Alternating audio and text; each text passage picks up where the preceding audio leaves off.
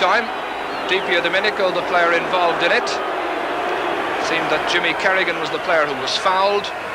The Irish players, you'll notice, wearing short sleeve shirts because the shirt is a target. You can actually be fast. Here's Di Domenico, a fist thrown out that time. And another very high charge. The referee this time quite sensible. And a fight, a real schmozzle. Just look at this. Well, they say here in Australia that a grand final is nothing without a big flare-up like this, or a Donnybrook in the opening 10 minutes. Everyone's getting involved. It's going to be hard to control this. The competitive spirit of all the players out there has come to the fore. And Dipper has made a run from his own end line back and run straight in at 3 Irish players in a row. Perhaps you saw some of it. But this is some of the thing that was seen in the first test at Cork 2 years ago, something that could ruin the future of this entire series.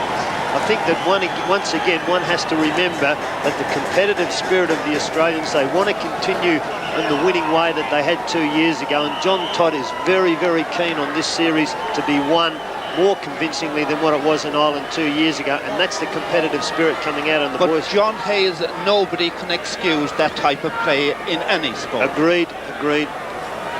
So the dust-up, as they call it, has calmed down. Let's hope now that the Dipper, who was very much involved in it, and his colleagues, he's been booked. In fact, both officials have been very busy taking a whole load of names at this stage.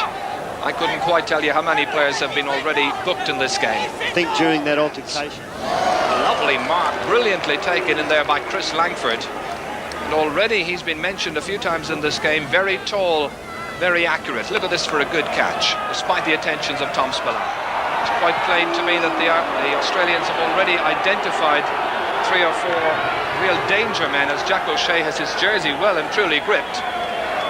Peter Wilson quite incensed with that, because he's been told beforehand that you can grip the player by the jersey.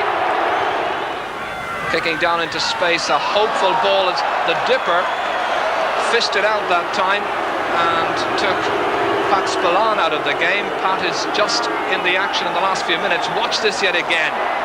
So the 2 officials. Now look at the 2 coaches on the side here. The 2 coaches, you're quite right, getting involved. Kevin Heffernan and John Todd, if the cameras can pick them up, which they haven't managed to do so far. They're just having a little argument. As we understand it, having done a quick count, both sides down to 13 men. And that will last for 5 minutes. Because for the good of the series, I think that's what it needs. That time we saw Terry Danaher and one of the Irish players, Mick Lyons, going right in there when there was no need whatsoever to do so. And this is really disgraceful. Gerard Healy was the Australian player involved. There's no way really you can... Ireland with an awful lot to do, playing with the breeze behind them for the second half, and straight away Mick Lyons is involved yet again with Maurice Rioli. Rioli is one of the calmest players in Australian rules football, and again we have this dust-up, as they call it here. And again, it really is very, very unfortunate to see this happening. Straight in the very first international match, the second such incident we've had.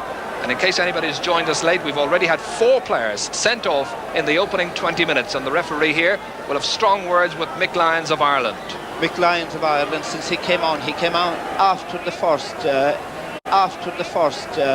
incident, close to the end of the first half. He has been involved in that. But if this type of thing continues, is there any point in going on to Melbourne and playing a second game? It's Greg Blaney. Greg outmarked.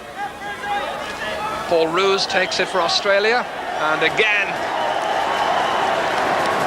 Colm O'Rourke, the player involved this time. And when have you ever seen Colm O'Rourke involved in a little battle like that? Usually one of the calmest players on and off a football field. But Paul Roos simply came out at him that time. And O'Rourke was swallowed up in the resultant fight. Definitely started by the Australian side that time. Paul Roos didn't find what a grip is in the thick of the action. That's certainly not permitted. That's Maurice Rioli unable to keep it in play and pushed in the back that time. That's very bad umpiring by that particular official. Watch the elbow come back. See the way Rioli. There's a real competitive bite in the match. What a marvellous mark that is by Terry Danaher, and John Platten getting involved yet again in front of goal. And again, the ugly side of this international series between Ireland and Australia showing itself. And that time it was, I think, Mick Lyons who was involved with Dale Whiteman, Niall Cahalane. Driscoll unmarked. It's another goal for Ireland. That was brilliant. Absolutely brilliant use of the ball by the Irishmen, and here standing up for themselves because Gary McIntosh, a fierce competitor, didn't like being made look silly. Play does continue. Dale Whiteman makes the mark. Right inside him, he's got John O'Driscoll. McNichol going it alone, taken out of it completely, unceremoniously by McIntosh. And everyone's getting involved. Shades of the Barney Rock incident from Croke Park 2 years ago when the same kind of thing happened. The interesting thing on this occasion is whether the Irish player involved here was inside the square or not when McIntosh came out. From here, he looked to be just outside. Kevin Heffernan, Willie Doyle there, one of the Irish bench players. And attention then for the Irishman. Absolutely disgraceful. I mean, at times this evening, I've tried to sort of make allowances for the Australian players, but there's no excuse for that. And McIntosh has been sent off, I think. He hasn't left the field just yet. McNichol was fractionally outside the square when fouled, but and yet again another fight breaking out here, and it involves Jimmy Kerrigan this time from Ireland. I can't quite see the Australian player involved. But we've had so much good football for about the last half an hour, some really spectacular action. It's shown us what the game can be like. And then, every so often, tempers just flare. Yeah, it seems to be part of games down under here. Lots of good football. It's a tragedy that these incidents occur. Michal, I think it's up to... Here we see it again. I think... Oh, and that's again there you see now where it was...